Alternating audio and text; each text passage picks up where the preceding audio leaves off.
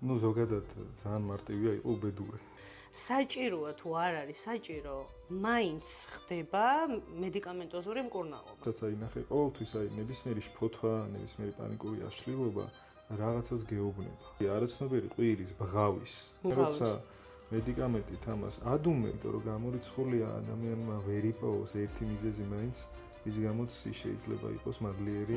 ანტიდეპრესანტი მე გიკლავს ბუნებრივი გლოვის გაგრძელების მდგომარეობას. აი ტრაგიზმისკენ ლტოლვა არსებობს და мотиваციას ახასიათებს ეს რაღაცა, რომ დღეს არის, ხვალ არ არის. მასზე გამოჩნდება, მე ერთი კვირა გაქრება. ძალიან რთულია აუხსნა უსინათლო ადამიანს რაფერია მწვანე. აი დეპრესიის დროს, როდესაც ადამიანმა იცის რა დაკარგა, ამ შემთხვევაში დეპრესიიდან როგორც წესი გამოდის.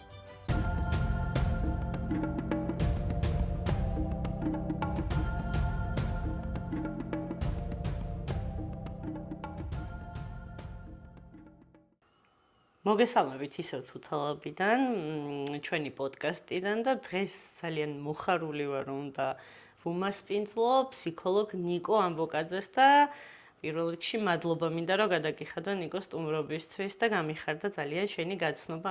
დღემდე არ გიცნობდი, ესე სოციალური ქსელებით გიცნობდი, მაგრამ პირადად არა და იმედი მაქვს, რომ ძალიან საინტერესო პოდკასტი გამოგვივა. მადლობა მოწვევისთვის პირველ რიგში, ნდობისთვის. წარმატებების შესამოწყებას. ვიცადოთ რომ გამოგვივიდეს საინტერესო. მადლობა. ნიკო, დღეს რატო მოგიწვია გეტყვი? მოკლედ, გარე ფონი მოგეხსენება რომ ძალიან მძიმეა ზოგადად საქართველოში და ძალიან ბევრი ადამიანი გრძნობს ცუდად თავს. აი, მაგაზე მინდა რომ ვისაუბროთ, რომ რა არის ცუდად ყოფნა, რა არის დეპრესია და როგორ განვასხვაოთ, უბრალოდ ცუდად გრძნობთ თავს და რაღაც სხვა სიმპტომებს უნდა დავაკვირდეთ თუ დეპრესიისკენ მივდივართ თუ აი ამის განსხვავება გვიჭირს ხშირად. აი ამაზე რომ ვისაუბროთ. Ну, ზოგადად ძალიან მარტივია იყო უბედური. რთულია იყო ბედნიერი. ვისაუბროთ, სხვაჭურს მაგაზე მეც მინდოდა ჩემს კონტენტზეც მეგონი არ მახსენდება ჩამეწეროს ვიდეო და რა პოდკასტებშიც ვიყავი, ყველას აინტერესებდა სულ ურთიერთობები. არავის ამ თემატიკაზე ინტერესი არ გამოუჩენია. მიხარია რომ პირველი ვარ. ამიტომ ხო რა, ჩემთვისაც სასიამოვნოც იქნება ახლა ამაზე საუბარი. თვითონ აი ცუდად ყოფნა და დეპრესია მართლა განსასხვავებელია ერთმანეთისგან კარდინალურად და რადიკალურად, იმიტომ რომ დღეს რაღაც მოდაში შემოვიდა ეს სიტყვა დეპრესია. ყოველი მეორე ხმარობს, ყოველი მეორე გამოიყენებს და მიაწერენ რაღაც მოწყენას, ხასიათის თავისებურებას და ასე შემდეგ და რეალურად კავშირი დეპრესიასთან ცუდად ყოფნა საერთოდ არ აქვს. მოდი ახლა ვეცადოთ გავმიჯნოთ ეს ორი ერთმანეთისგან. ცუდად ყოფნა არის ნორმალური მდგომარეობა, ხანდახან ვართ ადამიანები ცუდად, ვართ მოწყენილები, რაღაც დანაკარგზე გვაქვს რეაქცია, ხანდახან ბრაზდებით და ეს ძალიან ბუნებრივია. ნუ ქალების შემთხვევაში ვიცით, რომ პრემენსტრუალური ციკლის დროს ეს გუნება განწყობა იცვლება, ხო? კი ბატონო. და მოკლედ ცუდად ყოფნა არის ძალიან ადამიანური, ნორმალური პროცესი. და არ არის აუცილებელი გაქცევა. არ არის აუცილებელი გაქცევა, ნუ გაიქცევი და გამოყვება. სად გაიქცევი? კი ბატონო. რაც შეეხება დეპრესიას. დეპრესია არის ბევრად რთული მდგომარეობა, კლინიკურად რო ვთქვათ, დეპრესიის დროს, აი დეპრესია თვითონ ლათინური სიტყვა არის და აი სიტყვით გამიჭირდება გადმოცემა, მაგრამ ნიშნავს აი რაღაცის ჩაჭედვას, გაჭედვას, აი ზემოდან დაწოლას, დაპრესვას ესე ვთქვათ. და ისე ძლიერ დაწოლას, რომ ადამიანი ვერ ახერხებს თავის ამოწევას, ესე ვთქვათ, რა ძალიან ძლიერად აწვება, რაც რო გადის უფრო აწვება. და თვითონ აი დეპრესიის ესე დიაგნოზი რო დაისვას ან ადამიანმა თავისთავი მიაკუთვნოს ამ დეპრესიულ სუბიექტს, ამ შემთხვევაში დეპრესიას უნდა ახასიათებდეს და ახასიათებს აი სრული ანჰედონია რა პირველი. ანუ სიამოვნების მიღების სურვილის სრული გაქრობა, ესე ვთქვათ, და ფსიქიკური ენერგიის ნაკლებობა, ანუ შენ აღარ გაქვს უბრალოდ ენერგია და მე ამას რაღაცები მოყვება იქ, რომ უძილობა, საკვებს აღარ იღებს ადამიანი, არაფერი აღარ უნდა, აი ფიზიკურადაც შესამჩნევია ადამიანი ძლივს დადის რთულად არის რა. თუმცა პირველი არის ანჰედონია, ანუ სიამოვნების მიღების სრული გაქრობის სურვილი და ზოგადად აი მომავლის რუქის არ ქონაც ესე ვთქვათ რა, ანუ ვერაფერს ვერ ხედავს და ცუდად როცა არის ადამიანი სურვილები არ აქვს გამქრალი რაღაც მომავალსაც უნებრივია ხედავს. ნუ იმ მომენტში შეიძლება მოწყენილია, მაგრამ მაგრამ არის ცოცხალი. შეიძლება გაგრძელდეს ცუდად ყოფნა 10 დღეც, 2 კვირაც, მაგრამ მერე იყოს რაღაცა გამონათებები, მერე ისევ შენათებები, გამონათებები და ეს არის ჩვეულებრივი მდგომარეობა, ხო? მისი ხასიათის თავისებურება ან ის არის რაღაცების მიმართ ზედმეტად მოწყვლადი, როგორც ჩანს, ხო? ეს მან უშუალოდ მან უნდა გამოარკვიოს საკუთარ თავში. და დეპრესიის დროს თავარი არის კიდე მეორე ამბავი. ფსიქოანალიზში არის ესეთი სიტყვა ეროსი და თანატოსი. ეროსი არის სიცოცხლისკენ ლტოლვა. თანატოსი არის სიკვდილისკენ ლტოლვა. და თანატოსს აქ კიდე რა ზემოდან რო იხედები მაგალითად აი რაღაცა 30-დან 20 აი ხო ინტერესებს აი რა ხდება ესეც რაღაცნაირი ლტოლვა არის ფროიდმა ესე დაახასიათა და ეროსი არის სიცოცხლის სურვილი. შესაბამისად დეპრესიული სუბიექტის სხეული აღარ არის ეროტიზირებული. ეროტიზირებული არ ნიშნავს აუცილებლად სექსუალურ მდგომარეობას. ეროტიზირებული ნიშნავს რომ ლიბიდო ჩამქრალია, სურვილები გამქრალია, სიამოვნება სხეული ვერ იღებს და აქედან გამომდინარე ვეღარც კვებისგან, ვეღარც მუსიკის მოსმენისგან, ვეღარც მუსიკის მოსმენისგან, ხო, იმიტომ რომ აი მუსიკას უსმენ და ჟრუანტელმა დაიარა, ხო, ტანში მაგალითად, აი მზეს მიეფიცხე დილით და სასიამოვნო ემოცია, მეგობარი ნახე, გაგიხარდა რაღაცას საჭმელს სხვა გემოაქვს, შენი საყვარელი საკვები გაქვს. დეპრესიის დროს, როდესაც ეროტიზირება სხეულის საერთოდ აღარ განიცდის, ეს სიამოვნებები არაფრით აღარ მიიღება, ესე ვთქვათ. შენ ვერაფერში ვეღარ ხედავ სიამოვნებას. გამქრალია, ანუ იმდენად არის დეპრესილი, რომ აი ხო თქვით, აი ჩაჭედილია რაღაცნაირად რა. და აქედან გამომდინარე, ეს თუ გრძელდება 2-3 თვე მინიმუმ, აი მაშინ შეგვიძლია ჩვენ ვთქვათ, რომ ეს არის დეპრესია. 3 თვე მაინც უნდა გრძელდებოდეს ეს. ანუ მანამდე 3 თვემდე დიაგნოზის დასმა ესე არ ხდება? ეხლა დღესდღეობით ხდება, იმიტომ რომ რაღაცა ფსიქიატრიამ განიცადა ფარმაკოლოგიზაცია და მოკლედ აქედან გამომდინარე, DSM-ი არსებობს, DSM-5 არსებობს, იქ სიმპტომები წერია, ათეორიულია ეს ყველაფერი.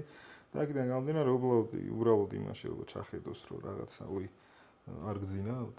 არ ჭამთ? რაღაცა არ ჭამთ, ცუდ ხასიათზე ხართ, რამდენი ხანია, 2 კვირაა ცუდ ხასიათზე ხართ. ხო, არაფერი არ გინდათ, არ ვარჯიშობთ, არასურვილი არ გაქვთ, ხო, თქვენ ანტიდეპრესანტს დაგიწერთ, რაღაცას დაგიწერთ.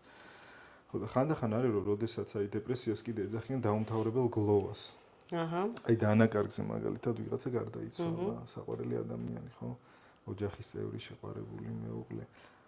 ამ შემთხვევაში თითოეული ადამიანი უმეტესობა 95% ანვითარებს გლოვას. გლოვა არის ძალიან ბუნებრივი ნორმალური რეაქცია დანაკარგზე. და აუცილებელიც როგორც ვიცი. აუცილებელიც რომ გამოიგლოვა. და როდესაც ამ გლოვას ჭირდება თავისი ეტაპები აქვს და როდესაც აი მაგალითად გავიდა ერთი თვე და მიყავთ ადამიანი ფსიქიატრთან ის იტყვის რომ ესე და ესეა ანტიდეპრესანტი. ანუ ანტიდეპრესანტი მე გიკლავს ბუნებრივი გლოვის გაგრძელების მდგომარეობას და ეს ძალიან ნორმალური მდგომარეობა არის გლოვა. და დეპრესია კიდე მიეწერება იმას, რომ აი გლოვა ხდება დაუსრულებელი. არ მთავრდება ეს გლოვა. არის ორი სახეობის კიდე, ენდოგენური, ეგზოგენური. ეგზოგენური გარედან რაღაცა მოხდა შემთხვევა და ამან გამოიწვია, ენდოგენური შინაგანად ჩემში მოხდა რაღაცა და ვერ მივხვდი რატო წამერთვა ცხოვრების აზრისი და საერთოდ არაფერი რატო არ მინდა. იმიტომ რომ გარეთ თითქოს ყველაფერი დაალაგებულია, წარმატებას მივაღწია, ოჯახიც მყავს, კურიც მაქვს, ყველაფერი, მაგრამ ძალიან ცუდად ვარ რა მორალურად.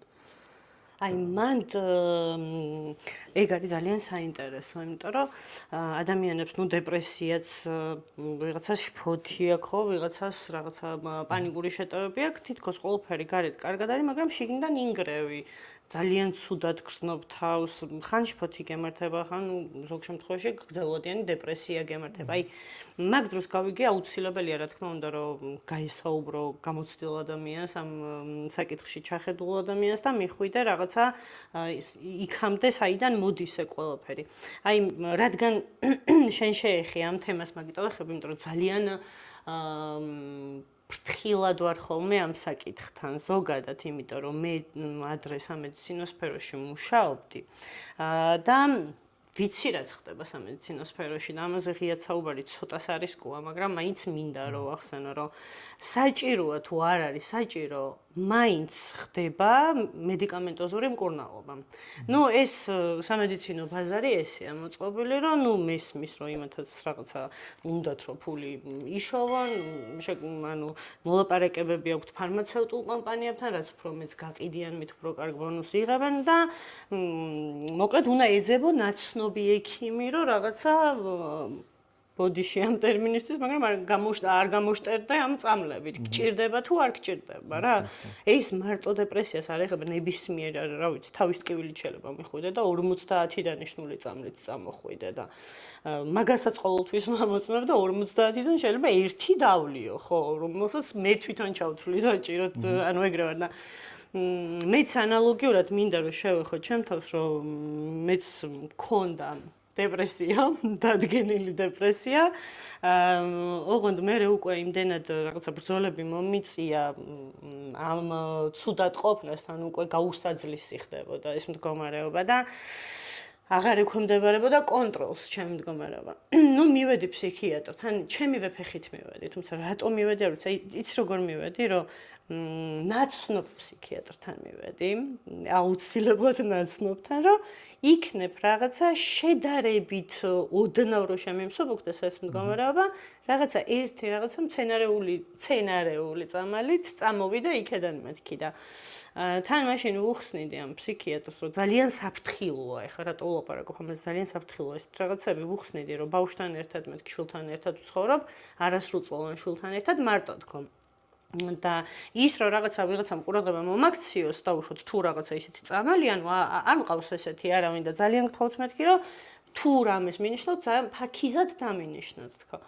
ნუ წამლის სახელი არც მახსოვს, რომელიც მახსოვდეს, რა თქმა უნდა, არ ვიტყვი, მაგრამ დანიშნული წამლის შესახებ ინფორმაცია რომ მოვიძიე, მესმის რომ შეიძლება ყველა გვერდით იმოვლენა არ დაგემართოს, მაგრამ ძირითადი და ხშირ შემთხვევაში რაც ეწერა, იყო სუიციდის ფიქრების გამძაფრება და პლუს ანუ ყველაზე რთული რაღაცები რაც შეიძლებოდა რომ ანუ ყველა ვარიანტში უნდა იყოს პაციენტი მეთვალყურეობის ქვეშ, როცა ამ წამალს სვამს, ეწერა მოკლედ რა, მედიკამენტს როცა იღებს და იმდენად რაღაცნაირად მეწყინა გაუბრაზდი რომ ანუ არც ამას არ ითვალისწინებენ მესმის რომ ინდივიდუალურად იმიტომ მიდიხარ საათნახევარი იმიტომ ზიხარ ფსიქიატრთანაც რომ თუნდაც ელემენტარული როცა გეუბნები რომ რაღაცა არასრულწლოვან ბავშვთან ერთად ვცხოვრობ მსგავსი წამალი არ უნდა დამინიშნო ხო როგორც თქვენ არ დაგილებიათ ისე არ დამილევია მეც ის წამალი თან პლუს ამას აბსოლუტურად გეთანხმებით იმაში რომ თუ რაღაცა სირთულეს გადის ადამიანი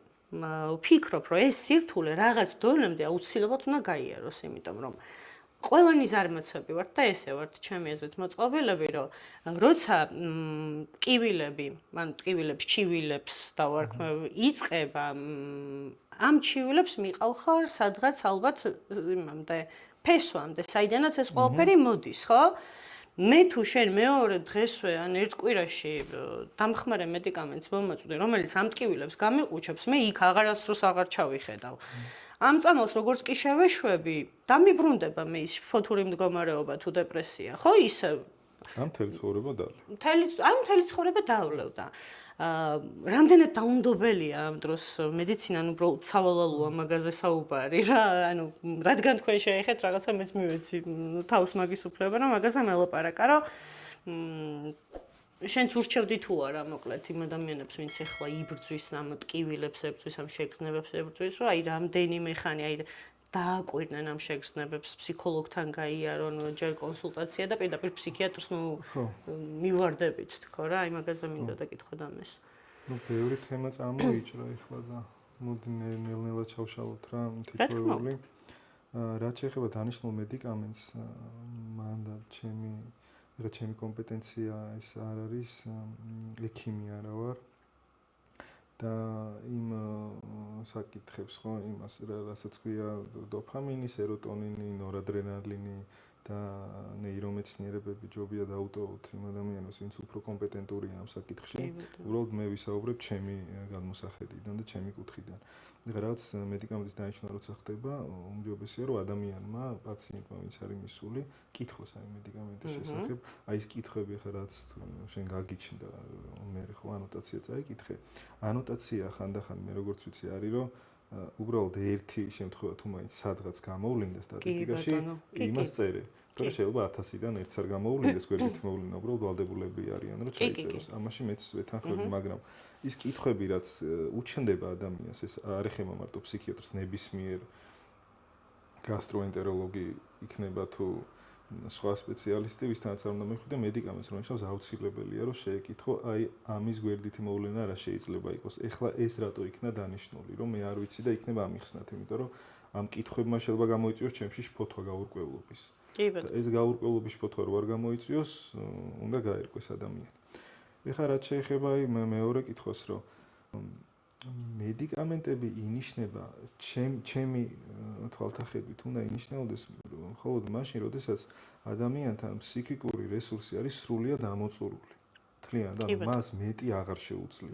ამ შემთხვევაში ბუნებრივია ხდება დანიშნა და ხდება მიხმარება, იმიტომ რომ ეხლა წარმოვიდგინოთ, აი ის არის აქ ადამიანს გარჭობილი და სანამ დაიწყება ეხლა იმ მიზეზების და ფესვების ძებნა, რომ ეს რატო გაერჭო, რა მოხდა, რა ტკივა, პირველ რიგში საჭიროა რომ ეს გამოვაძროთ და სისხლდენა შეუჩეროთ და მერე ვაწარმოოთ მისი ფსიქოთერაპიული იქნება თუ ფსიქოანალიტიკური პროცესი რა. ამ შემთხვევაში ბუნებრივია. მედიკამენტებშიც არის განსხვავებები, ანტიდეპრესანტები, ბენზოდიაზეპინები და სხვადასხვა კატეგორიზაცია აქვს ამას. უბრალოდ რთულია ეხლა, როდესაც ცნობიერება მაღალი არ არის, განათლების დონე მაღალი არ არის, ადამიანი ყოველთვის მარტივი გამოსავლისკენ გარბის და გონია რომ ეს მედიკამენტი მიეხმარება, რომელიც დროებით, როგორ ვთქვათ, აი ადუმებს, თრგუნავს, აჩუმებს შენს სიმპტომს და რაც აინახე ყოველთვის აი ნებისმიერი შფოთვა, ნებისმიერი პანიკური აშლილობა რაღაცას გეუბნება. სიგნალი. რაღაც სიგნალია, არაცნობიერი ყვირის, ბღავის, რაღაცას ამით გეუბნება. შენ როცა მედიკამენტით ამას ადუმებ, ხო? რომ უბრალოდ ეხლა კი არ მაინტერესებს რა ხდება. ეგეც შენზე თუ გადაწყვიტე რომ ესე გირჩევნია, რომ ის უბრალოდ დაადუმო, გააჩუმო, რომ ყოველდღიურობაში ხელი არ შეგიშალოს, ეგეც შენი არჩევანი მაშინ. უბრალოდ მე რაღაც რა შედეგებიც დადგება, იმიტომ რომ ზოგი არის რომ მთელი ცხოვრება ნაუშად მოიხმარს მედიკამენტს, ზოგი რომ გადააგდებს მედიკამენტს, მე იწყება რაღაცა, ხო?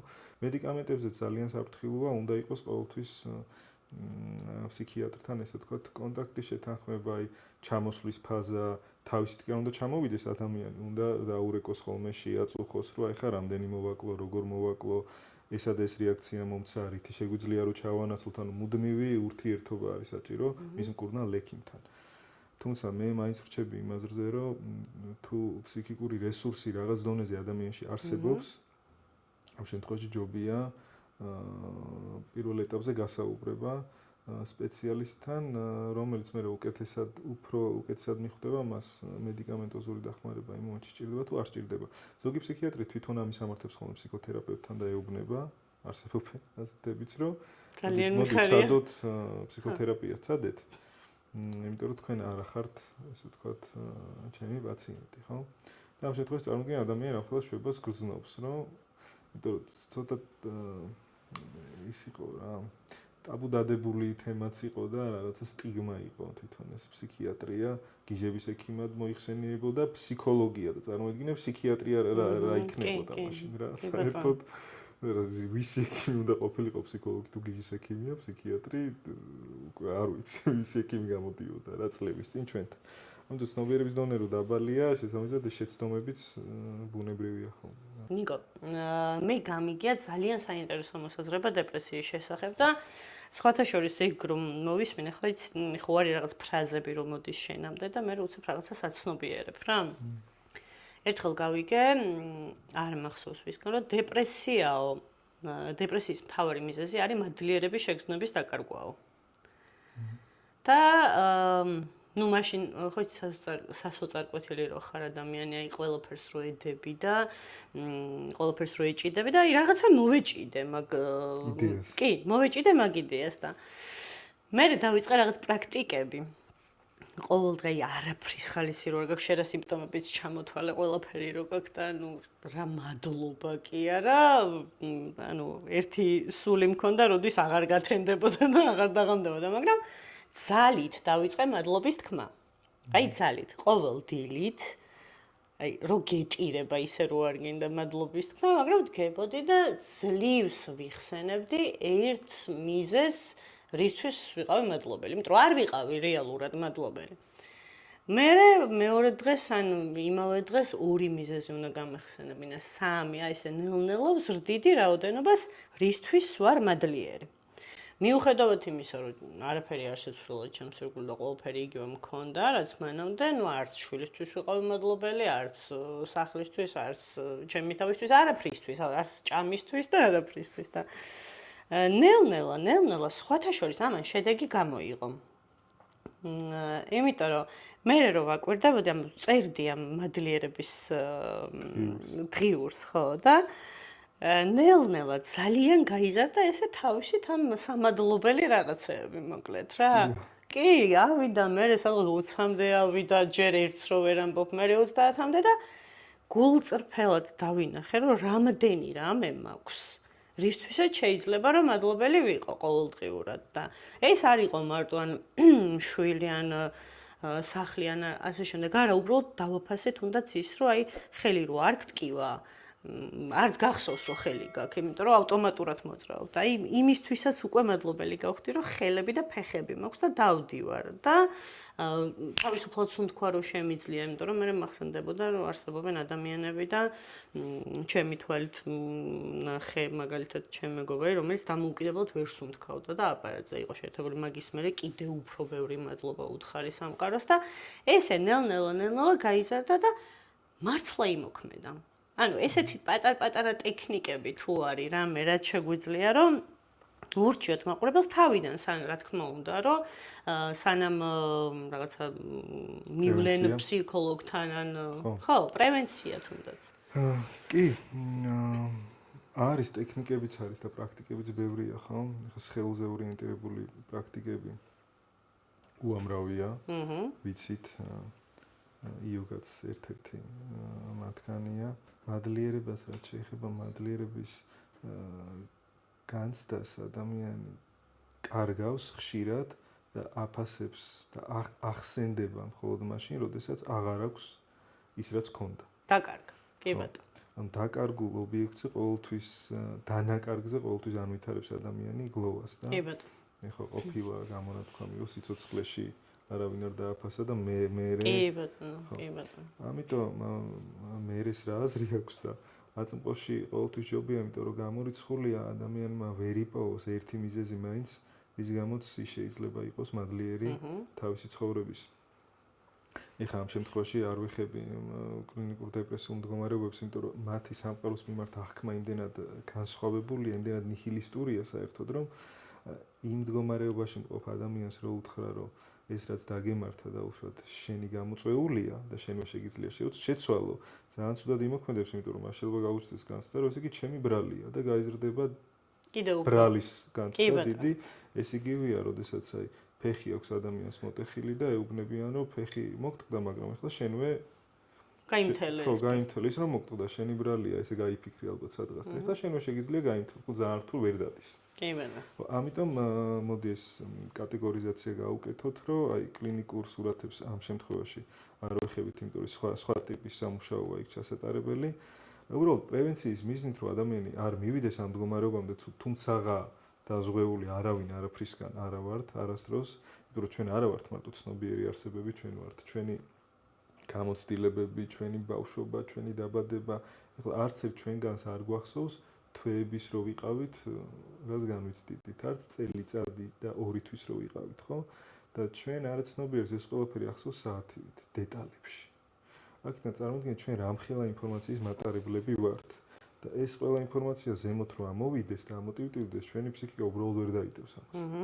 აქედან გამომდინარე, ვინ რა მომენტში სად დავტრიგერდებით, ტრიგერს, ესეთი სიტყვა პოპულარული ეს ტრიგერიც არ ვიცით. თუმცა არსებობს ბევრი პრევენციის გზა, რომ ასე თუ ისე გაიუმჯობესო შენი ცხოვრების ხარისხი, ხო? ერთ-ერთი არის მადლიერება, რაც ახსენე, რაც ადამიანებს ძალიან ხშირად გვაკლია. მე მახსოვს მეგობარმა მითხრა ესეთი რაღაცა, რომ მამაკაცი ვნახეო, რომელსაც ფეხები არ ქონდაო საერთოდ და მუშაობდაო. სამსახურში მიდიოდა ჩვეულებრივად, თან ფიზიკურად მუშაობდა და არაგონებრივად ადამიანი, რომელსაც ქვედა კიდურები საერთოდ არ გააჩნდა. და ადამიანი, რომელსაც ხანდახან ყველაფერი აქვს, შეიძლება იმაზე მეტად დემოტივირებული იყოს, კი. ამიტომ თუ ამ შედარებებს ადამიანი გააკეთებს, ვიღაცებს შეიძლება ეს დაეხმაროთ, ვიღაცებს პირიქით არ დაეხმაროთ, იმიტომ რომ ადამიანის შეგრძნებები მაინც მისია, თავისია, ხა რო გეუბნებიან, რომ აი შენ რა გიჭირს, ხო? საწუწუნო რა გაქვს, ხო? ეს გასაგებია, რომ ბევრ ადამიანზე უკეთესად გრძნობ თავს, მაგრამ ჩემ განცდებში ავთენტური ვარ. ანუ მე ნამდვილად მტკივა და მაწუხებს ეს ვიღაცა შეიძლება ქვედა კიდურები საერთოდ არ აქვს, მაგრამ მისი ფსიქიკური შესაძლებლობები სხვანაირია, ხო? მე შეიძლება მასზე სუსტი ვარ. და ეს სუსტე არ არის ის მდგომარეობა, რომელსაც უნდა გაიქცე ხანდახან ჩვენ ადამიანები სუსტები ვართ ხო. თუმცა კიდევ ერთხელ განმეორდები, რომ მადლიერების გამომუშავება ბევრ რაღაცას უვლაგებს ადამიანს რა. დღეს როგორ იწყებ მაგალითად.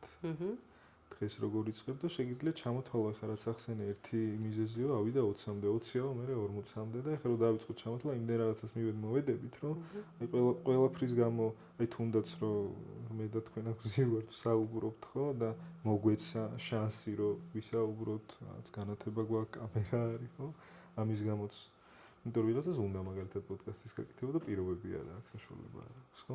ესე თუ შევხედავთ და თუ ხშირად დავაპრაქტიკებთ, ანუ რაც უფრო ხშირად აკეთებს ადამიანი, მე ქცევაში ჯდება ეს, ჩვევა ტყალიბდება და გამომუშავდება ეს დადებითი ჩვევები და შესაბამისად მე უფრო ხარისხიანი ხდება ჩვენი როგორც ფსიქიკური, ასევე რეალური ცხოვრებაც. კი ბატონო, ნიკო, მაგაზე წამოვიდა ახლა ეს კითხვა, შენ რო თქვი, რომ თუნდაც ამითი შეგველია ვიყოთ მადლიერები რო განათება გვაქვს, კამერა გვაქვს, რამდენიმე თვის წინ შეიძლება მეც ვერასდროს ვერ წარმომედგინე, რომ რაღაცა დავიჯდებოდი და ესეც საინტერესო ადამიანებთან ერთად ვისაუბრებდი და ნუ მაგისთვის ყოველთვის მადლიერი ვარ. სამყაროსი და არა მარტო სამყაროსი, რა თქმა უნდა. უბრალოდ აი ერთი ესეთი კითხვა მაქვს რა, რატომღაც აი ბავშვობიდან გრძნობ ესეთ რაღაცას, რომ რაღაცა როცა გულითკიდან ცოტა ბანალურად შეიძლება ეხლა ეს ყველაფერი შეხედდეს, მაგრამ რაღაცა თუ მართლა გულითკინა შეიძლება რაღაცა აკვიატება გქონდეს და აი მე ეს მინდა და უბრალოდ ვერ ვაკეთებ თქვა რა. ნუ შეიძლება რაღაცა ჩემი ეს მინდა კატერი მყავდეს და ვერ მყავს რა და სადღაც ანუ ბოლომდე რო ჩადიხარ, შეიძლება ის კატერი მართლა საერთოდ არაფერში არ გჭირდება, ან იმ კატერისთვის ყველაფერი გააკეთო რა. ანუ ეხლა საიდან მართავთ თუ არა ჩვენს ცხოვრებას. აი ეგ მაინტერესებს. შენი აზრით როგორ არის? ვართ თუ არა ყოვლის შემთხვევაში არ გულისხმობ ეხლა იმას, რა თქმა უნდა, რომ რაღაცა ესე ჯადოსნური ჯოხით ვარჩენდეთ ადამიანებს ავადმყოფობისგან, მაგრამ მე მაინც მგონია, რომ ყოვლის შემძლეები ვართ, თუ რაღაცა მართლა გვინდა და ჩვენი გზა არის ეს. იცი რა, ნაწილობრივ დაგეთანხმები, მთლიანად ვერ დაგეთანხმები. იმიტომ რომ ბევრ რაღაცა სამყაროში ბუნებრივია ვერ მართავთ. შეგვიძლია ჩვენი აღქმები შევცვალოთ. რაღაცეების მიმართ, აი პირობითად გარეთ წვიმს და თქვენი აღქმა შეიძლება იყოს და გაიხედო ფანჯარაში და თქვა რომ ვა რა რომანტიკულია, რა ლამაზია, ხო? და მე შეიძლება გავიხედო და ვთქვა რომ აი რა კიდე წვიმს, მანქანა ახალი გარიცხილი მყავდა ისე ეხა გასვლა მინდა და ვერ გავალ.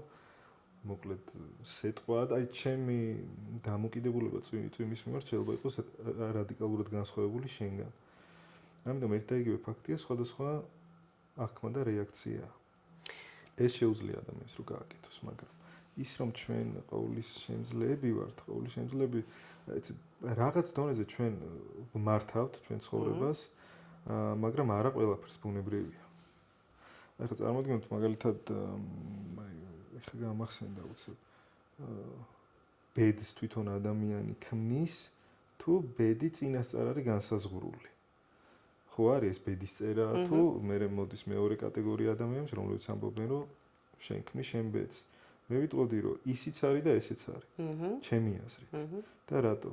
ახლა ვერანაირად ბედს თავის ბედს ვერ შექმნის 2 წლის ბავშვი ან ახალშობილი რომელიც იღუპება. ვერ მას არანაირი ცნობიერება არ გააჩნია, ვერანაირად ვერ მიიზიდავდა ამას. თავისი შექმნილი 4 წლის ბავშვს ვერ ექნება ის, რომ რაღაცა დაავადება გაუჩნდა თუნდაც გენეტიკური, ხო? წინასწარ განწყობილი იყო ამის მიმართ. უბრალოდ სადღაც მე შენი ცნობიერება, კოგნიტური უნარები რო იზრდება, ამ შემთხვევაში შენ შეგიძლია რომ რაღაცები აირჩიო, ხო? აირჩიო პროფესია, აირჩიო შენი საყვარელი საქმე, აირჩიო ადამიანი, აირჩიო ურთიერთობა, ხო? ამ კუთხით ცხოვრების წესი შენი ცხოვრების გზა, ხო?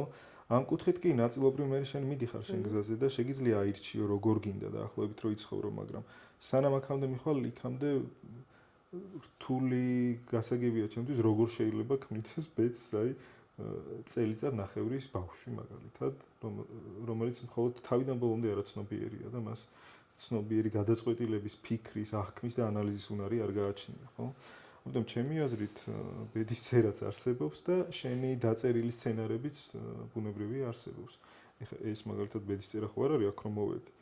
პოდკასტ გინდოდა, შენი სურვილი იყო, საინტერესო ხალხთან საუბარი, როგორც ახსენე, დაგეგმე, განათება იყიდე, იქ ტელეფონი მოამზადე, მიკროფონები შეიძინე, დამიძახე, მოვედი, ჩავწერეთ, ხო? ეს ვერანაირად ვერ იქნება ბედის წერა. ეს იყო შენი სურვილი, რომელიც განახორციელეს. კი ბატონო. და ბავშვის სურვილები, რომელსაც ცნობიერება ბოლომდე განვითარებული არ აქვს და არც ტვინი არ არის მისი სტრუქტურირებული ბოლომდე, ვერანაირად ვერ დაწერს თავის ბედს, ესე ვთქვათ რა. რაღაც განსაზღვრავს მას. ხო, რაღაცები არის წინასწარ დეტერმინირებული არის, ანუ განსაზღვრული არის.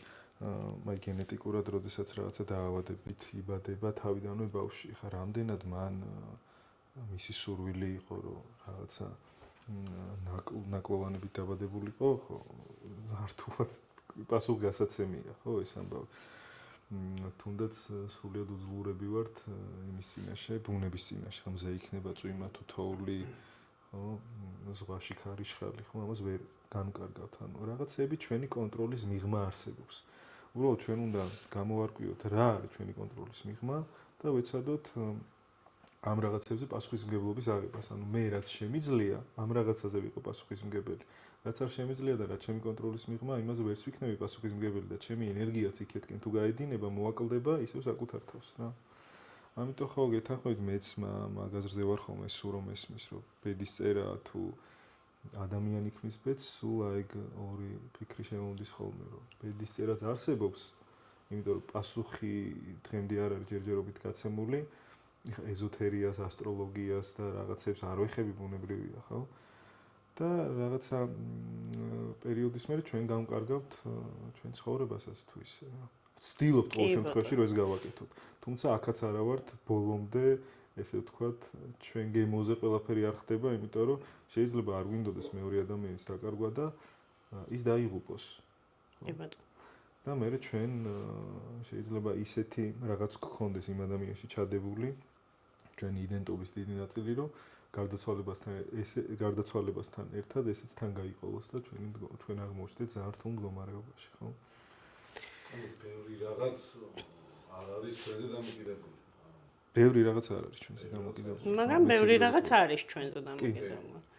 კი ბატონო, აი მე მაგალითად მახსენდება მაგ დროს როცა ვლაპარაკობდი ფსიქოლოგს, ხოთაშორის მაგის კითხვაც მინდა, იმიტომ რომ რამდენიმე ფსიქოლოგთან ვცადე ურთიერთობა მაშინ და თითქოს რაღაცა 1 სეანსზე, 2 სეანსზე, 3-ზე, აი თითქოს უკეთესობა, მაგრამ ისე უკან ბრუნდებოდი და ეგეც ძალიან საინტერესოა, იმიტომ რომ სანამ ანუ არ რეზონირდა ადამიანი ჩემთან ერთი კონკრეტული ადამიანი, ყავდა კიდეც პოდკასტში ნონა მაგალითად ღირაშელი, მანამდე ვერ ვიპოვე გამოსავალი ამ მდგომარეობიდან, რაშიც ვიყავი რა, ნონა მაპოვნინა ეს გზა და სხვათა შორის ჩემ შემთხვევაში, აი ეს თავზე ხელის გადასხმა ბჭყალებში ვამბობ, რა თქმა უნდა და რაღაცეებამდე მიყვანა, არ ჭრიდა ჩემთან, რატომღაც ესეთი ეს აღმოუჩნდი პაციენტი, რომ ჩემმა ფსიქოლოგმა გააკეთა მაგალითად ის, რომ შემომარტყა, პირდაპირ მნიშვნელობით ხელი არ შემოურტყა მსახიში, მაგრამ შემომარტყა, სიმართლე დამანახა, იცი რა არის?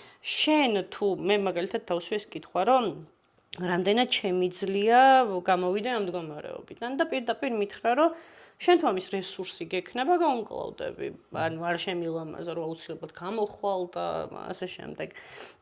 და მეუბნებოდა, რომ იცი რა არის, შენი ცხოვრება არის შენი არჩევანი, შენ თუ დაუშვათ რაღაც კონკრეტული რაღაცის გეშინია ამ ცხოვრებაში და მაგის გამო ცხოვრების ხარისხი გეკარგება, ეს შენი არჩევანია. შეგიძლია რომ სიცოცხლის ბოლომდე გეშინოდეს და იცხოვრო შიში.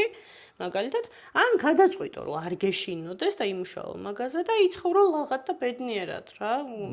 ხო, იმიტომ რომ მაგის საშუალება ამ წამს ხო არ გაქვს რაღაცის, ხო? აი პირობითა და რაღაცა ვიღაცის დაკარგვის მეშინია მაგალითად, ხო? ანუ არის ის ადამიანი, ახლა ცოცხალია, შენთან ერთად არის და რა ვიცი, დატკბი უბრალოდ ამითი, ხო? მარტივია ესე თითქოს სათქმელად, რა თქმა უნდა, მაშინ ამას ძალიან დიდი ხანი დამჭირდა, რომ გამიაზრებინა, რომ საკუთარ შიშებს უნდა მოვრევოდი, იმიტომ რომ მართლა ცხოვრების ხარისხი ეკარგებათ ადამიანებს შიშების გამო და ძალიან რთულია ესე ცხოვრება, შიშებთან ერთად ცხოვრება და უბრალოდ აი ეს რაღაცები ალბათ ჩვენზეა, ხო? და რა თქმა უნდა, დამოკიდებული რა როგორი ცხოვრების ხარისხი გვექნება. არ გულისხმობ რა თქმა უნდა რაღაც კონკრეტულ დაავადებებს და აი თუნდაც იმ მიდგომაზე რაც წვიმის მაგალითზე მოიყვანეთ წერან, რომ ჩვენივე ცნობიერების და დამოკიდებულებების შეცვლა კონკრეტულ საკითხებზე ძალიან ბევრ რაღაცას ცვლის ცხოვრებაში.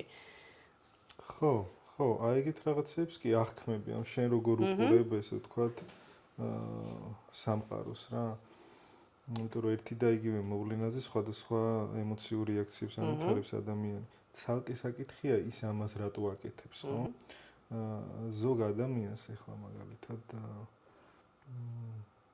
უნდა კიდეც აი ტრაგიზმისკენ ლტოლვა არსებობს და ტრაგიზმისკენ ვინც მიილტვის მას და ის თუ ცუდად არის ის იქ არის, სადაც უნდა რომ მას იყოს. კი ბატონო. აქედან გამომდინარე ხა ამ ადამიანის იქიდან ამოყვანა ესე ვთქვათ, ხო? შეიძლება აღიქმებოდეს მისთვის რაღაც დიდ განშორებასთან. კი. ამიტომ აი აბიგლუკოზა სულ ამბობ ამას, აბიგლუკოზა რაღაცა ერთი რჩევა, რომელსაც გასცემ და ყველასთან რეზონირდება შეუძლებელია, იმიტომ რომ რამდენი ადამიანიც არსებობს, იმდენი მისი პირადი პერსონალური გამოცდილება არსებობს და ვიღაცებს შეიძლება ეს ვიღაცებთან რეზონირდეს, ვიღაცებთან არ რეზონირდეს. ამიტომ ყოველთვის გასათვალისწინებელია უშუალოდ ვის ესაუბრები, როგორი ადამიანია, ნევროტული, ფსიქოზური, ხო რა გამოვლინებები აქვს, რომ შესაბამისი იარაღი და მეთოდოლოგია მოუძებნო რა. და აღქმებზე ხო ხა თუ პრევენციის კუთხით შევხედავთ, აი წვიმის მაგალითი ერთი და ეგეთ მაგალითები ბევრი შეგვიძლია მოვიყვანოთ რა. რეალურად ეს სკროლის დროსაც ხო მაგალითად რაღაცა ასკროლავ და იცი რაღაცა ნეგატიურია და გააჩერებ. ძალიან დიდხანს და შეყვები დილიდან და გადაცემას ნახავს საერთოდ რა ნახევარსაათიანს და მე დღის ბოლოს შეიძლება წნევა მაგიწიოს და ვერ მიხვდი ხა დღის ბოლოს რა შუაში. კი, და ვერც დააკავშირო და შეიძლება იგივე ნახა და მომენტალურად ასკროლა, იმიტომ რომ ადამიანს როგორია რომ სელექციას მოახდენს, ვერაფერ სელექციას ვერ მოახდენს, ალგორითმი მაინც გიჭერს სადღაც, ვიღაც ადგა უბრალოდ დეაქტივაცია მისცა გააუქმა, აშალა და აირიდა. მეორემ შეხედა. რადგან შეხედა რაღაცისკენ ქონდა ხო მიდრეკილება და ამ კუთხით თუ შევხედავთ ხო არჩევანია შენ მომენტ თუ დაიჭერ შენ საკუთარ თავს იმ მომენტში რას აკეთებ თუ გააცნობიერებ ხო რომელიც დამკვირვებელი თუ ხარ მარტივია ამას ვარჯიშიც სჭირდება ამას გამომუშავება სჭირდება ჩვევის კიდე ერთხელ ვიმეორებ ეს ხდება ჯანსაღ ფსიქიკურ სუბიექტებში და არა რაღაცა პათოლოგიურ მდგომარეობებში. ისინი აბსოლუტურად სხვანაირად უყურებენ სამყაროს. ეს პრევენციები ბევრია და შეუძლია ადამიანს დამოუკიდებლად თავის თავში ეს რაღაცები იპოვოს და დაამუშავოს და დააკვირდეს ხოლმე რა. კი ბატონო, ნიკო. ხდება თუ არა ადამიანი სტრესის ჰორმონზე დამოკიდებული? მე გამიგია რომ ხდება. და თუ მოდი მანამდე სანამ პასუხზე გადახვავ. ძალიანაც ხდება. მეც ეგ უნდა მეთქვა რომ ცუდად თუ არა ვარ, კარგად არა ვარ, ხო იცი? ეგრე ვიყავი მაგალითად მე. ანუ როგორც კი ვიგრძენი, რომ ცოტა უკეთესად ხდებოდი, ეგ მაშფოთებდა. ცუდად ვიყავი თუ კი არა და ხო? ცუდად ვიყავი თუ კარგად არ ვიყავი? კარგად არა ხარ. კი. ხო, ანუ ისე ხარ როგორც გინდა რომ იყო რეალურად. კი. არსებობს ხო ეხა კორტიზოლზე და ადრენალინზე დამოკიდებულება. კორტიზოლი ერთმნიშვნელოვნად სტრესის ჰორმონია, ვიცით. აი მოთამაშეებს, ლუდომანებს, გემბლერებს აქვთ ეს, რომ სამ ჰორმონზე არიან დამოკიდებული, ეს არის კორტიზოლი, ეს არის ადრენალინი და დოფამინი, მოლოდინის სურვილი. და იციან თან ამაზე რო არიან დამოკიდებული და მერე ჰორმონი, რასაც მიეჩვევა, ჰორმონი გთხოვს, ანუ მოთხოვნა აქვს, რომ კიდე მინდა, ისევ მინდა, კიდე მინდა, ისევ მინდა. აი დოფამინს რომ მივადგეთ მაგალითად, აი სკროლვის დროს ადამიანი რო სკროლავს ხოლმე, ჩვენი ტვინი ტყუდება და ისე სწრაფად გამოიყოფა ეს დოფამინი, რომ ტვინს გონია რომ სწორად ვიქცევით. კი ბატონო. აი სკოლაში მიმიწვიეს და იქ მოსწავლეებს კითხე რომ სკროლვის დროს რამდენი წამი აჩერებთ. და 10 იყო მაქსიმუმი. ზოგმა 3, ზოგმა 5, ანუ ის რომ გავსკროლე და 2 წუთი გავჩერდი, 3 წუთი მოусმინე, თითქმის არ ყოფილა, ხო? და შესაბამისად აი ამაზე რო ხდები დამოკიდებული, ანუ დოფამინი ურტყავს და შესაბამისად გრძელვადიან პერსპექტივაში შენ რა დოფამინით შეგიძლია მოახმარო. ხო. ის ხმარდება მოკლევადიანში და დღის ბოლოს რო გკითხე ხა რა დაალაიქეთქო ვერ მიპასუხებ. იმდენად უმნიშვნელოა შენთვის აი სკროლვის დროს მოწონების დაჭერა რა. ამიტომ ეს არის უფრო გადავედით ხა ნეიროქიმიურ ამბავზე, მაგრამ ადამიანი მარტო ნეირობიოლოგიური არსება არ არის. ამას თავისი ფსიქიკური ცხოვრება გააჩნია, თავისი არაცნობიერი გააჩნია, ხო და ხდება ზოგადად მიჩვევა ძალიან ისეთია რაც უფრო სასიამოვნოა რაღაც, უფრო მარტივად ეჩვევა ადამიანს. რაც უფრო უსიამოვნოა მისთვის რაღაც, მით უფრო ურთულდება ამ ჩვევის ჩამოყალიბება. აი ვიღაცაებისთვის თუ დილით ადგომა, მაგალითად და ვარჯიში, ან სირბილი, ან ნებისმიერი აქტივობის გაკეთება, თუ არის ძალიან უსიამოვნო, იმიტომ რომ ძალიან უყვარს დილის ძილი, გაუჭირდება ამ ჩვევის ჩამოყალიბება 2 კვირაში და 21 დღეში. დასჭირდება უფრო მეტი. 21 დღე ხა ჩვენ რაც გვესმის ჩვევის ჩამოყალიბების არის მინიმალური, ძალიან მარტივ ჩვევაზეა საუბარი.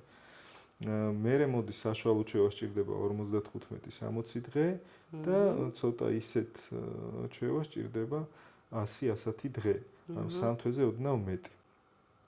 ამიტომ ვიღაცაებისთვის თუ სასიამოვნო ხდება მაგალითად იგივე ალკოჰოლის მიღება, იგივე აი რაღაცა ქმედებები, იმას არ დაჭირდება 108 დღე ძალიან მარტივად შეჯდება, ესე რომ ვთქვათ ადამიანი. ჯანსაღი ჩვეების ჩამოყალიბება ცოტა რთულია ხოლმე. იმიტომ რომ მოითხოვს ჩვენი ენერგიის ჩადებას და ძალისხმევას და დისციპლინას. იმიტომ რომ мотивация ქრება, мотивация მუდმივი არასდროს არ არის. мотивациას ახასიათებს ეს რაღაცა, რომ დღეს არის ხვალ არ არის. მასზე გამოჩნდება, მე ერთი კვირა გაქრება.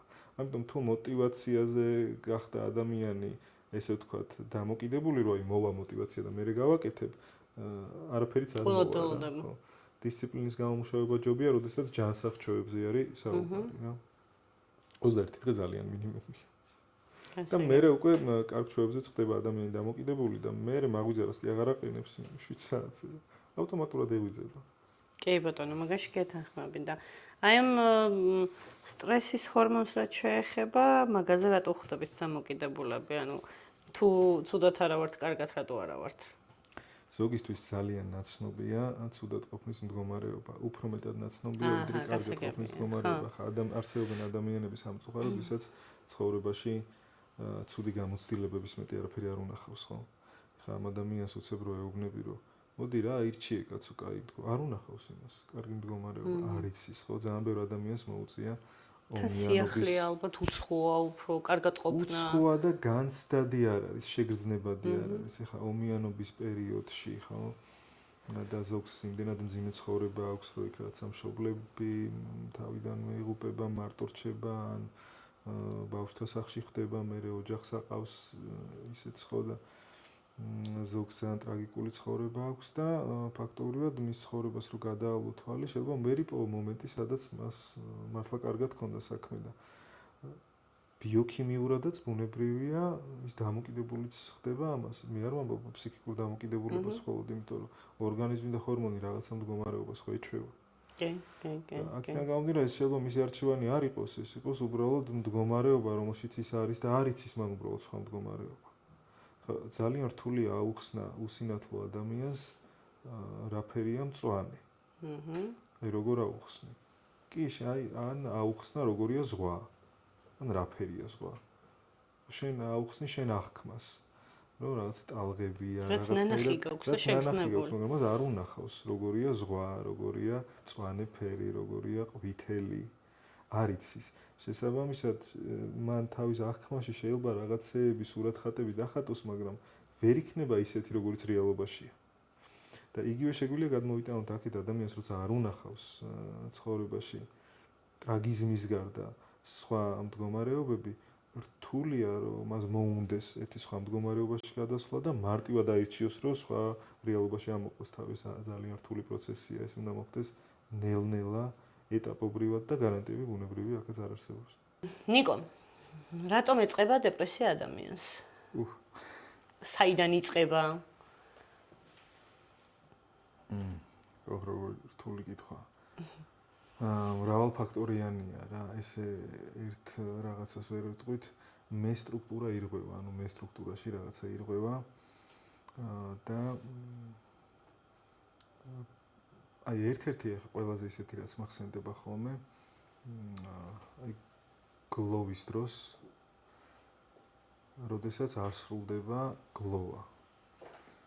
ეხლა ვახსენოთ, რომ გლოვა არის ნორმალური პროცესი, ხო, დანაკარგზე განხორციელებული ჩვენი რეაქცია, მაგრამ ხშირ შემთხვევაში აი ძალიან საინტერესო არის ესეთი რაღაცა, აი მელანქოლიური დეპრესია. არსებობს ესეთი ტერმინი, ფროიდმა შემოიღო და თვითონ აღწერს ძალიან საინტერესოდ და მეც რაღაცა კუთხით ვეთანხმები კიდეც, რომ როდესაც აი დეპრესიის დროს, როდესაც ადამიანმა იცის რა დაკარგა, ამ შემთხვევაში დეპრესიიდან როგორც წესი გამოდის ხოლმე რაღაცა პერიოდის მერე. როდესაც ადამიანმა არ იცის დაკარგულ ობიექტში რა დაკარგა, აი ამ შემთხვევაში ძალიან რთულდება ხოლმე იქიდან გამოსვლა. ამას ეძახდა მელანქოლიურ დეპრესიას, რომ დავუშვათ მე დამეღუპა ვიღაცა, ან დავკარგე სამსახური, მაგრამ ვერ ვხსნი, ვერ ხვდები რა დავკარგე მასში. და როდესაც ვერ ხვდები რა დავკარგე მასში, ყოველთვის ის დაკარგული რაღაც მაქვს ცხვირწინ, მუდმივად და ვერ ვახწევ ამას თავს. და როდესაც ადამიანი ამ მელანქოლიურ დეპრესიას ანვითარებს, როგორც ეს ძალიან ისეთია, მძიმე მდგომარეობა არის, ჩვეულებრივი დეპრესიებისგან განსხვავებით, რა, იმიტომ რომ დეპრესიებიც მრავალგვარი არსებობს, ხო? და აი ეს გლოვაზე არის ბუნებრივად განხორციელებული დეპრესია 40-მდე მერე რაღაცა პერიოდი, ყველა ადამიანი დეპრესიაშია, სამსახურიდან რო გამოუშვებენ ადამიანს დეპრესიაშია. ჩემს გარდა ვისაც მაგალითად უყვარდა სამსახური რა და მისთვის დაუშვათ შემოსავლის ერთადერთი წყარო იყო და დაკარგავს დეპრესიაშია. ახლა საბჭოთა კავშირის ნგრევაც დეპრესიული იყო ბევრი. კი ბატონო. ხო? ამიტომ ნებისმიერი დანაკარგზე ადამიანი ახორციელებს დეპრესიას თუ ის რაღაც, რასაც კარგავს მისთვის მნიშვნელოვანი იყო. და აქედან გამომდინარე მე უკვე თვითონ ინდივიდია დამოკიდებული თვითონ როგორ რეაგირებს ამაზე, ანუ ჩარჩება იმ დანაკარგში თუ ამოვა იმ დანაკარგიდან. ზოგ ადამიანს ახლა მე რასაც ვაკვირდები, ინტეგრირებული აქვს შინაგანად ის მდგომარეობა, რომ გამოდის ამ მდგომარეობიდან დამოუკიდებლად. არ სჭირდება არავის რატომღაც ესე ვთქვათ ჩარევა და ძალიანაც კარგად გრძნობს თავს, ანუ თვითონვე უმკლავდება გაუცნობიერებლად ამ ყველაფერს. ზოგ ადამიანს შეიძლება ძალიან დიდი განათლება, ძალიან დიდი ინტელექტი და ცნობიერება ჰქონდეს და პირიქით ვერ დააღწიოს თავი აი ამ მძიმე დეპრესიას, იმიტომ რომ ვიცით, აი ბევრი ხელოვანი ადამიანი მაგალითად დეპრესიისკენ იყო განწირული ფაქტობრივად, აი გალაქტიონი, ტერენტი გრანელი, რა ვიცი, ძალიან ბევრი რა. ისე მაგ დროს უფრო შემოქმედები არიან ადამიანები, როცა დეპრესიულები არიან. ხო, აი, როდესაც დეპრესია რაღაცას, აი, ეს მელანქოლია რაღაცას გაკეთებინებს, ეს სუბლიმაციას როდესაც ახდენ, აი, ტკივილის რაღაცაში გადატანას როცა ახერხებ, მაშინ ის ტკივილი გადადის რაღაცაში, შეიძლება რაღაცა დახატო, დაწერო, მუსიკა შექმნა და ამ შემთხვევაში გამოდის რომ მდგომარეობიდან ამით გამოდიხარ, ან უბრალოდ ამაში გადაგაგ, ხა რომანტიკოსი მწერლები ხო ვიცით, ხო? წარმოიდგინე ხა ეს რომანტიკოსებს რო არ ყვარებოდათ, ესეც სამხრივად და რო არ განეცადათ დეპრესია, ვერ ჩამოყალიბდებოდნენ რომანტიკოს მწერლებად, ხო? თუმცა ზოგ ადამიანს ეს ენერგია საერთოდ არ აქვს და ვერც პოულობს ვერანაირ დანიშნულებას, ვერანაირ მიზანს და სხეულიც საერთოდ არის მისგან თლიანად გამოყოფილი რა, არ მოყვება. არ მიყვება მის ცხოვრებას, ანუ გახლეჩილია ესე ვთქვათ. და კიდევ ერთ საინტერესო კითხვა ის არის, რატო რას ეუბნება ადამიანს დეპრესია? დეპრესია როგორც ეს ჩვენ ყოველთვის რაღაცას გვეუბნება, რომ რაღაცა არის ჩვენს ცხოვრებაში გადასახედი, რაღაცა არის შესაძლებელი, ნიშანია და სიგნალი. რაღაცა გამოვიდა მწყობრიდან და ამას უნდა მიექცეს ყურადღება. და ამიტომ როგორც დავიწყეთ, თუ მოხდება მომენტალურად მედიკამენტის მიღება, ხდება ყველანაირი სიმპტომის დადუმება, დათრგუნება და მე შეიძლება ვერ მივაგნო იმ მიზეზს, რის გამოც ეს დამემართა. და როგორც წესი, აი დეპრესიიდან ადამიანი თუ გამოძვრა და როდესაც გამოძვრება, ცხოვრება მე ხდება აი ძალიან ლამაზი და ძალიან გაცნობიერებული. ეს იმას არ ნიშნავს, რომ ბედნიერებისგან დახტის, უბრალოდ ადაპტირებული არის იმ ტკივილებთან, რომელიც მას შემდგომში შეიძლება მოევლინოს და ტკივილებში იგულისხმება ის სხვადასხვა საყვარელი ადამიანების დაკარგვა, რომელიც გარდაუვალია ამ ჩვენ ცხოვრებაში. ეგზისტენციალურ რაღაცებს გულისხმობს. ამოძვერი იმ დეპრესიიდან, მე ცხოვრება ხდება სავსე, ესე ვთქვათ. ხო. ბევრად რომ იმღებელი ხდები, ბევრი სირთულის და ბევრი ფაქტის გამო, იმიტომ რომ ნუ არსებობენ ადამიანები, რომლებიც თუნდაც სამსახურზე არ მოაქვს საუბარი, საყვარელი ადამიანები დაკარგეს და ეს გლოვა გრძელდება წლების განმავლობაში. დაუსრულებლად, კი. ესეც არ არის ჯანსაღი. გლოვა აუცილებელია, როგორც შევთანხმდით, მაგრამ აქვს თავისი რაღაცა პერიოდი, ხო? არ არის ეს აუცილებელი, შეიძლება 1 თვე იყოს, შეიძლება 1 წელი იყოს, მაგრამ თუ ეს წლები გრძელდება უკვე, ესე იგი საყურადღებოა, ხო? ანუ ყველა ვარიანტი. ხო, აი რატო გვაქვს ჩვენ კარგად აგვაქვს ეს ჩვენ კულტურაში, აი ეს ტრადიცია თვითონ პანაშვიდების, აი მქელეხის 40 წლის თავის, როდესაც აი ადამიანი ჭირისუფალი ხდება, მას 40-მდე არ ტოვებენ, ხო, მის გვერდით არიან და შემდეგ ეს გრძელდება მთელი 1 წელი. ანუ ეს 1 წელი არის იმისთვის, რომ ადამიანმა გადაამუშაოს, საბოლოოდ გამოიგლოვოს თავისი დაკარგული ობიექტი და ევროპელებისგან განსხვავებით და ამერიკელებისგან განსხვავებით, სადაც ადამიანს თლიანად საკუთარ თავთან ტოვებენ ამ დროს და საკუთარ განცდებთან იმდენად მარტოა, იქ არანაირი 40, არანაირი პანაშვიდები არ არსებობს, რომ ბევრად უჭირთ ამის გადამუშავება, ხო? ამიტომ ეს სუიციდებიც უფრო მეტია ხოლმე იქ და ჩვენთან ეს ტრადიცია ძალიან ძალიან კარგია. მე მივესალმები ამას, იმიტომ რომ ფსიქოლოგიურად ძალიან ბევრ რაღაცას უკეთებს ადამიანს, განცდა აქვს, რომ მარტო არ არის იმ ტკივილთან. და პლუს ამას საზრუნავი აქვს იმ სულზე, რომელიც გამოვიდა სხეულიდან, ხო? ამაზეც არის გადართული ამ პერიოდის განმავლობაში. ხო, ჩართულია მთელი თავისი ამ ენერგიით ზრუნავს საფლავზე, იმის კეთილმოწყობაზე, ანუ ცდილობს რომ ესე ვთქვათ მიზანი რაც აქვს ის გაუკეთოს. ხო?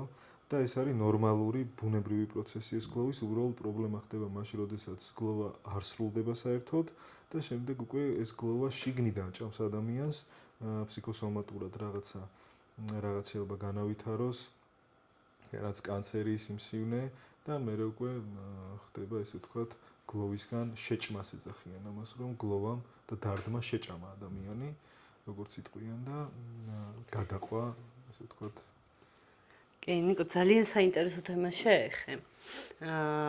ანუ აი ეს დეპრესია და ზოგადად ფსიქოსომატური მდგომარეობა ცალსახად აისახება ფიზიკური ჯანმრთელობის. ხო, შფოთებიც. აი მაგასთან დაკავშირებით მაინტერესებს, რომ ბევრი დაავადება, ნუ წნევებზე და დიაბეტზე, შაქრიანი დიაბეტზე და ასე შემდეგ არ მაქვს ლაპარაკი. აი, რა შეიძლება გამოიწვიოს უგულვებელყოფამ იმისა, რომ რაღაცა ხშირად ხარ დეპრესიაში, ხშირად ხარ ცუდად, ხშირად გაქვს შფოთი და ვისაც არ აქვს ჩამოყალიბებული ჯერჯერობით ის კულტურა, რომ აუცილებლად მენტალური ჰიგიენა არის აუცილებელი ადამიანისთვის. აი, კი არ შევაშინოთ, რა თქმა უნდა, უბრალოდ რისი რისკი არსებობს, რა დაავადებების წარმოქმნის რისკი არსებობს ამ შემთხვევაში. იცი გააჩნია ზოგადად ადამიანის ორგანიზმში სუსტი ნაწილი, სადაც აქ იგურტყავს ხოლმე როგორც წესი. ჩვენი მეორე არის ძალიან ძლიერი რეზონატორია ჩვენი კუჭნაწლავი ხო. მეორე twinსაც ეძახიან, იმიტომ რომ სეროტონინი გამომუშავდება და ასე თუ ისე რამდენადაც კარგად გრძნობს კუჭნაწლავი თავს, იმდენად ჩვენს ამიტომ აქცევენ ჯანსაღყვებას, ვარჯიშს, სეირნობას, თვითყურადღებას ხოლმე, რომ იმიტომ რომ პირდაპირ ამაზე არის რომლად. სხვადასხვა რაღაცეებზე ახლა დიაბეტზე კი თქვი არ ვსაუბრობ, მაგრამ დიაბეტი უკვე პირდაპირ ვიცი საიდანაც მოდის ხო? კენჭებზეც მაინ თირკმელში კენჭი არ არის მხოლოდ ის რომ ადამიანი წყალს არ სვამდა და გაუწყლოვანებამდე მივიდა ხო?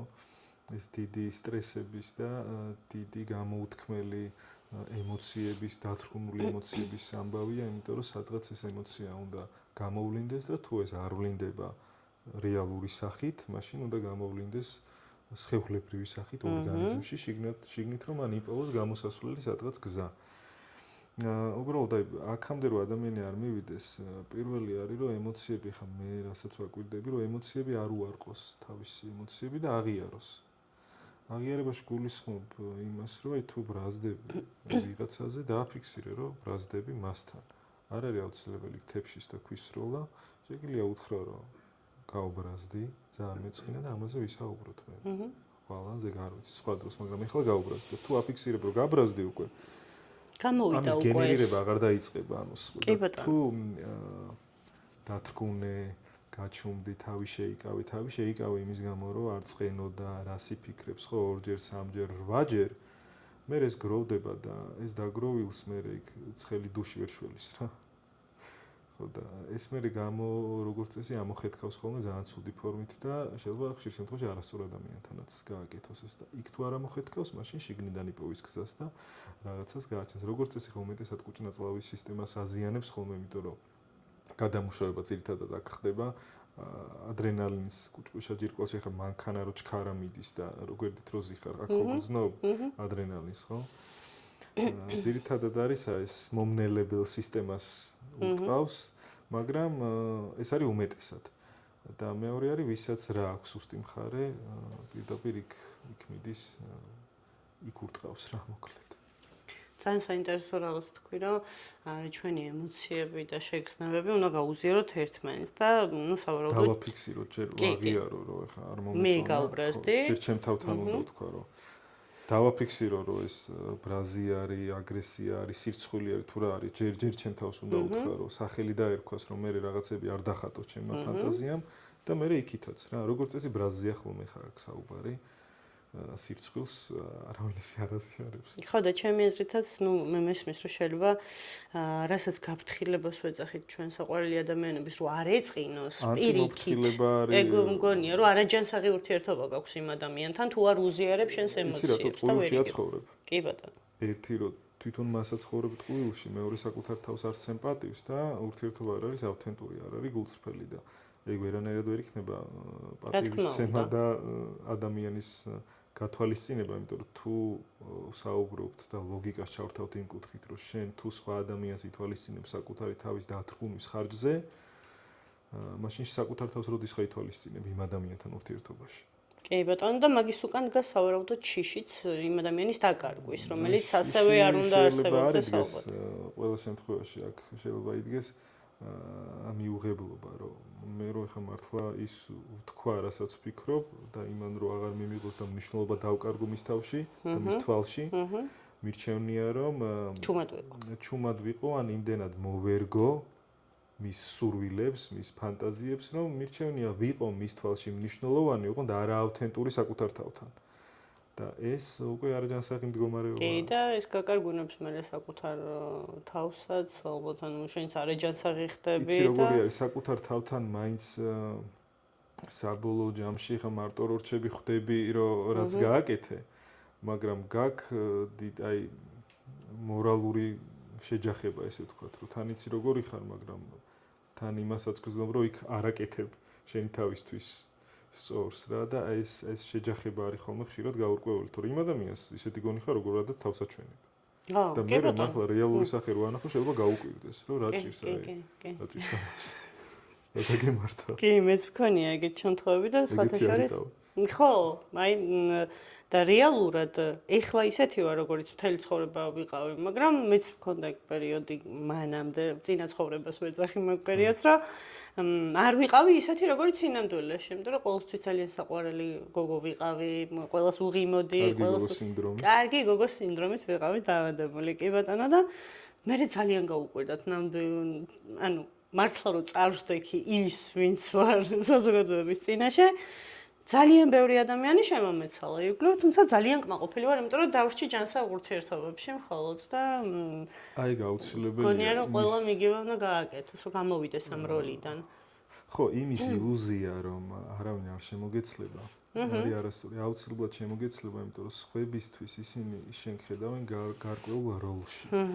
იმ როლს, როდესაც მათში კარგავ, ვეღარ ეძებენ ვერანაირ გასაღებს, როგორი ურთიერთობენ შენთან, იმიტომ რომ საერთოდ ვეღარ პოულობენ შენთან. კი ბატონო. აქედან გამომდინარე, ახდენ ფილტრაციას და ეს ფილტრაცია გეხმარება, რომ ვინც შენთან რჩება, ანუ მართლა შენიანი ყოფილა, მართლა რაღაცა ინტერესები აქვს და სურს შენთან თვითონ პიროვნებასთან ურთიერთობა და არ გიყურებს როგორც ფასადს და რაღაცა ინფრასტრუქტურასთან არ ურთიერთობს რა.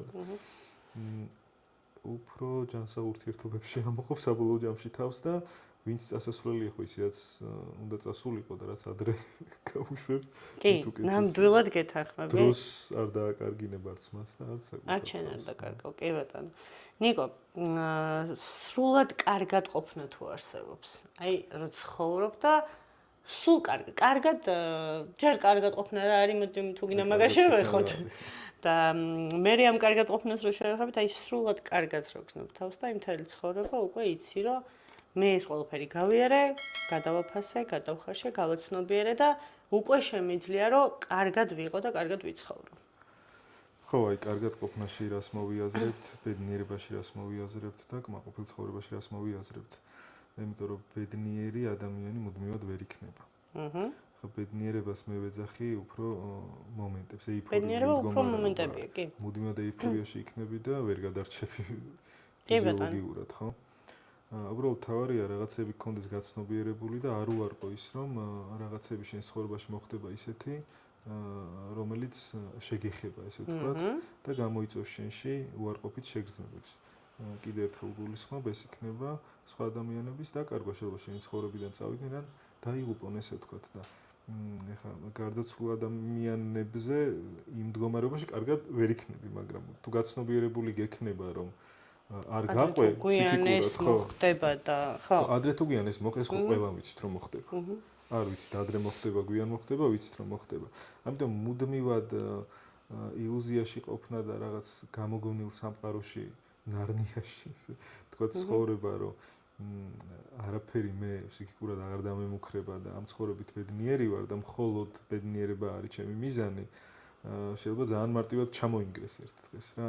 ამიტომ ჩემი აზრით ადამიანმა უნდა აღიაროს ის, რომ ეს ცხოვრება არ არის მხოლოდ კარგად ყოფნა. მოიცავს სუდად ყოფნასაც. ემოციები არ არის მხოლოდ დადებითი. მხოლოდ დადებითი კი არა, მხოლოდ ერთადერთი დადებითი ემოციაა სიხარული, დანარჩენი სპექტრი ძირითადად უარყოფითია ხოლმე. უბრალოდ, როდესაც ამას აღიარებ და მიიღებ, რომ ეს ყველაფერი არსებობს და მე ვიცი საკუთარი თავი, როგორია იმ მდგომარეობაშიც, ცუდად ყოფნის დროსაც და ვიცი როგორია კარგად ყოფნის დროსაც, მაშინ ცდილობ რომ ეს დააბალანსო. და ორივე გამოცდილებას, როდესაც მიიღებ, ბოლომდე მიიღო და არ გაიქცა ის ცუდად ყოფნაც ბოლომდე შეიგრძნო და გაატარო, ესე ვთქვა, შენში გაუშვა და კარგად ყოფნაც ბოლომდე მიიღო, მადლიერი იყო და ესეც შეიგრძნო და გაატარო და გაუშვა რა. კი ბატონო. ნიკო, არ შემიძლია რომ არ შევეხო წიგნს, რომელსაც მოусმინე რამდენიმე წლის წინ. ეს არის რეალობის ტრანსსერფინგი. და სხვათა შორის ბეჭდური ვერსია ვერსად ვერ ვიპოვე, მხოლოდ ელექტრონულია, ხო, საქართველოში, იმიტომ რომ არც ერთ წიგნის მაღაზიაში. ხო. წიგნის მაღაზიაში არსად არ შემხვდა და ქართულად არის თან თარგმნილი და შენახმოვანებ, როგორც ვიცი, რამდენიმე 3 წლის უკან გავახმოვანე. 3 წლის უკან გაახმოვანე. მაშინ ეს წიგნი მე დამეხმარა ძალიან ბევრ რაღაცაში. ზუსტად აი ეს გარდამავალი პერიოდი მქონდა, როცა ვუსმენდი და თან ანუ მაშინ ქარით გასვლისაც ცოტა ისე ვერიდებოდი და მეშინოდა და პირველი შემთხვევა იყო, რომ ავდექი კურსასმენები გავიკეთე და ჩავჯექი ავტობუსში. არსად არ მივდიოდი ოღონდ რა და უბრალოდ მთელი დღე ავტობუსით დავდიოდი და ვუსმენდი ამ წიგნს, იმიტომ რომ რატომღაც არ ვიცი, ხო შეიძლება მაშინ გახვიდე ბუნებაში, არა, ბევრ ადგილას ვუსმენდი, მაგრამ აი ძირითადად სულ აი ეს ავტობუსში, იმიტომ რომ ხალხის მეშინოდა, ხალხმრავლობის მეშინოდა, ზოგადად საზოგადოებრივი ტრანსპორტის მეშინოდა და ყველაზე არაკომფორტულად სადაც გრძნობდი თავს, იქ ვუსმენდი ამ წიგნს, მოკლედ და ძალიან ბევრი გაცნობიერება მოიტანა, ბევრ რაღაცაში დამეხმარა და აბსოლუტურად სხვანაირად შემახედა ცხოვრებას. ოღონდ მართლა გულწრფელად ვამბობ და რა ვიცი, ეხლა გაიგებენ ამ წიგნის შესახებ, ვინც არ იცის, საკმაოდ ბევრი ნახვა აქვს და დიდი გამოხმაურება ქონდა, როგორც მახსოვს. აი ამ წიგნზეც რომ ორი სიტყვით ვთქვათ რა, იმიტომ რომ შეიძლება ეხლა არიან ადამიანები, ვისაც ძალიან სჭირდება ამ წიგნის მოსმენა, მე შემთხვევით გავიგე მაშინ ამ წიგნის შესახებ და ზუსტად იმ დროს გავიგე, როცა მზად ვიყავი ამ წიგნის მოსასმენად და ეხლაც თუ ვიღაცასთან რეზონირდება ეს საუბარი, ესე იგი ისიც მზად არის მოსასმენად და აი რატომ უნდა მოусმინონ და ორი სიტყვით რა შეეხება და შენ რა ისწავლე ამ წიგნისგან ეს რომ გითხრა. თუ სასიამოვნოა მის მოსმენა, თუ რაღაცაში მოგეხმარა ეს წიგნი. კი, ძალიან. ვისთანაც რეზონირდება უნდა ჩართონ, მოусმინონ დაამხმარე ინსტრუმენტია. საკმაოდ ისეთი კარგი ინსტრუმენტია. პრევენციისთვის კიდევ ერთხელ ვიმეორებ და არა ვინც უკვე რაღაცა კლინიკურად ძალიან ცუდად არის, მათ არ ურჩევდი დიდად, იმიტომ რომ შეიძლება არავინ არ ვიცით ახლა ისინი საკუთარ ფანტაზიაში როგორ დახატავენ ამას, მაგრამ პრევენციისთვის, რაღაც ცხოვრების ხარისხის გაუმჯობესებისთვის, ბევრი ინსტრუმენტის შეძენისთვის, ახლა ერთი მომენტი გამახსენდა ზელანდიის მივახმოვანებით, თვითონ ამბობდა, რომ თუ ხელებს აი მიწაზე ვერ აწვდენ, არნაირ ჯანმრთელობას საუბარი არ არისო, ხო? მე მივხვდი რომ მაგარი ჟანგიანი ვარ და ჭირდება ვარჯიში რა. ნაცი გაწეულებს და ნაცი იოგას გულისხმობ. ბევრი ისეთი ნიუანსებია და ბევრი ძალიან საინტერესო რაღაცას იპოვის ადამიანი ამ წიგნით, ოღონდ უნდა მოусმინოს ადამიანმა, ვისთანაც ეს რეზონირდება, ვის საინტერესებს, ვისაც უნდა, ოღონდ მარტო თეორია და არ უნდა დატოვო, ხა იქ არის ბევრი პრაქტიკული რაღაცეები. და თუ პრაქტიკაში არ გადაიტანე, თეორია რჩება თეორიად. თუმცა მე იმიტომ მომეწონა, რომ ზოგადად ადამიანები კი ზარმაცები ვართ, მე კიდე უფრო ზარმაცი ვარ ადამიანებზე, ეგეთ რაღაცეებში, რაც შეეხება ვარჯიშს და ჯანმრთელობას. იმდენ რომ გადაგივიდა, შენ ხუთი რომ აი მადლიერებაც ისე დავიწყეო. კი. Fake it till you make it გააკეთე ახლა შენ. კი, ზუსტად ეგრე იყო და მოკლედ რა ვიცი, რაც ჩვენ დავაკელით დღევანდელ საუბრებს და ასე შემდეგ, შეიძლება ძალიან ბევრ კითხვაზე პასუხი იპოვონ, იმიტომ რომ მე მახსოვს, რომ მაშინ დიდი თავებია და დიდი წიგნია საკმაოდ. ერთი 8 თავი მე მგონი მე გავახმოვანე, ჩემამდე 8 კიდე სხვა ადამიანს ქონდა გახმოვანებული და 21 მახსოვს ან 22 ბოლოს და ხო, მე მგონი 8-ზე მეტიც გავახმოვანე. მასალა დიდია YouTube-ზე დევს, როგორც ვიცი. 3 წლის უკან ჩავწერეთ ეგ პროექტი დავასრულეთ და შიგადაშიგ მეც კი, და ძალიან სასიამოვნო მოსასმენი იყო და ძალიან ბევრი რაღაცის სწავლა შეიძლება და მე მახსოვს ის შეგრძნება, რომ რაღაცებზე მქონდა რომ ვაუ, იმიტომ რომ კითხვები რომელიც მთელი ცხოვრება მაწუხებდა, კი, ბევრ რაღაცას გაიცა პასუხი, ასე რომ ჩვენს მაყურებელსაც ურჩიოთ რა თქმა უნდა. ნიკო, ძალიან ბევრი მადლობა შენ სტუმრობისთვის. იმისთვის რომ დრო დამითმე, კიდევ ბევრ რაღაცაზე შეიძლება ლაპარაკი, მაგრამ ძალიანაც რო არ გაგვეწელოს, ესე ვთქვათ.